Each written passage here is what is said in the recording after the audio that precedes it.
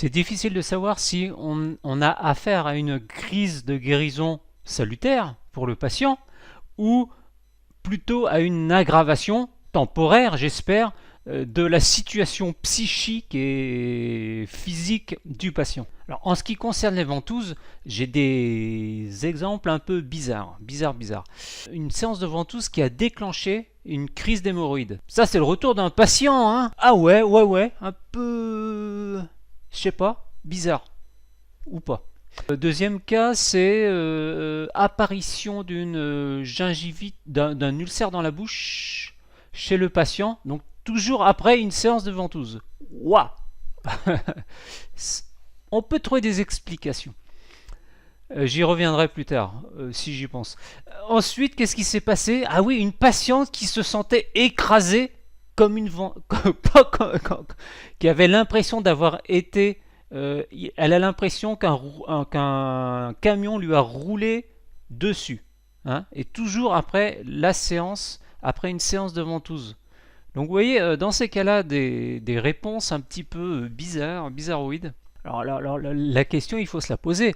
Est-ce que c'est salutaire pour le patient ou c'est le praticien qui a commis une faute grave, commis une faute parce qu'il a, comment dirais-je, un petit peu forcé sur les ventouses ou sur le massage ou sur la médication, ouais, le médicament, hein, qui était censé soulager. Alors, moi, ce qui m'a intéressé, c'est à l'époque où j'étudiais l'homéopathie. Enfin, vaguement, on va dire, vaguement l'homéopathie, mais j'ai lu deux petites choses dessus, des petites choses, et on a cet effet de maladie qui ressort en fait de crise salutaire. Il y avait un homéopathe qui disait, c'était l'abbé Chabord pendant la Seconde Guerre mondiale, un Savoyard, qui disait que quand vous aviez bien choisi votre remède homéopathique, vous pouviez observer trois réactions physiologiques. La première réaction, c'était que le mal, en fait la maladie, va de l'intérieur vers l'extérieur. Alors ça signifie quoi?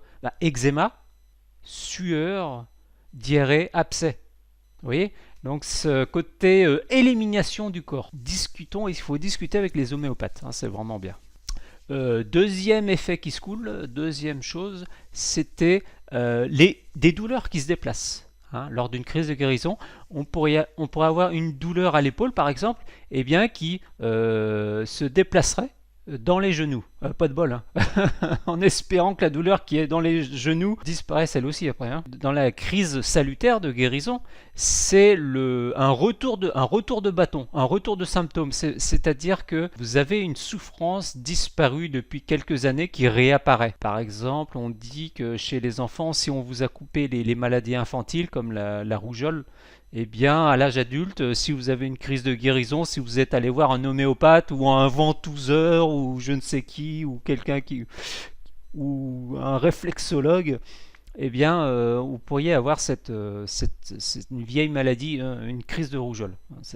C'est très très intéressant. Alors il y avait un truc de dermato, ça me fait penser l'eczéma. L'eczéma, je sais que les vieux dermatos le savent, c'est que si vous masquez l'eczéma, c'est-à-dire vous mettez vous étouffez l'eczéma avec de la crème, avec une crème ou je sais pas un truc enfin quelque chose quoi pour. Et bien souvent l'eczéma en fait va se répercuter au niveau des poumons. La disparition de l'eczéma et apparition de troubles pulmonaires, d'asthme. Tiens, j'ai lu d'ailleurs l'autre fois que une allergie alimentaire peut provoquer de l'asthme. C'est autre chose, mais c'est bon à savoir aussi. Hein, des fois, le médecin peut l'oublier, donc c'est bien de lui parler de ça aussi. Alors, on parlait d'homéopathie. Il y a alors, si vous voulez apprendre l'homéopathe avec un médecin suisse, faut aller sur Planète Homéopathie. J'ai commencé un petit peu à suivre quelques cours.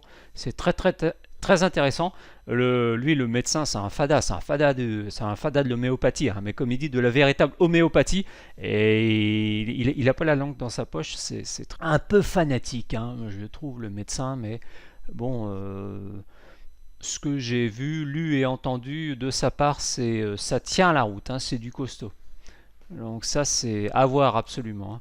Planète Homéopathie. En tout cas, la crise de guérison, elle se présente sous la forme, elle peut se présenter sous une forme d'élimination du corps, hein. Ça peut être la migraine qui apparaît, des vertiges, des diarrhées, fatigue intense. Et il faut du temps pour observer ça. Normalement, dans les 24 heures, une crise de guérison, ça dure.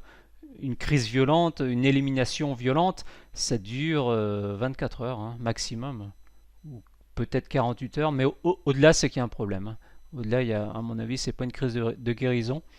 Peut-être que le fait de travailler avec des gens sur les énergies, eh bien, ça peut en fait lever le voile sur d'autres pathologies sous-jacentes, hein. Il y a peut-être un autre problème de santé qui là s'est réveillé comme, comme le vent qui va réveiller, qui va attiser les braises. Donc observons le phénomène, observons les symptômes, sans en faire, surtout ne pas faire un diagnostic par rapport à ces symptômes, ne pas faire d'hypothèses, de conjonctures.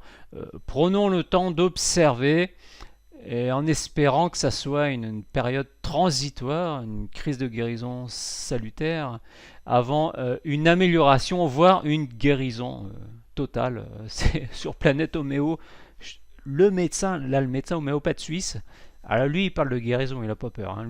Pour lui c'est la guérison, lui il est là pour guérir, hein. Bon ben tant mieux pour lui. Et pour finir, ma belle-mère disait que un petit rhume de temps à autre te protège contre les maladies graves. Bon ben voilà, sur ces bonnes nouvelles, je vais vous laisser. Et puis on se retrouve bien sûr, hein, toujours sur l'infolette et Telegram, hein. Il se passe des choses intéressantes.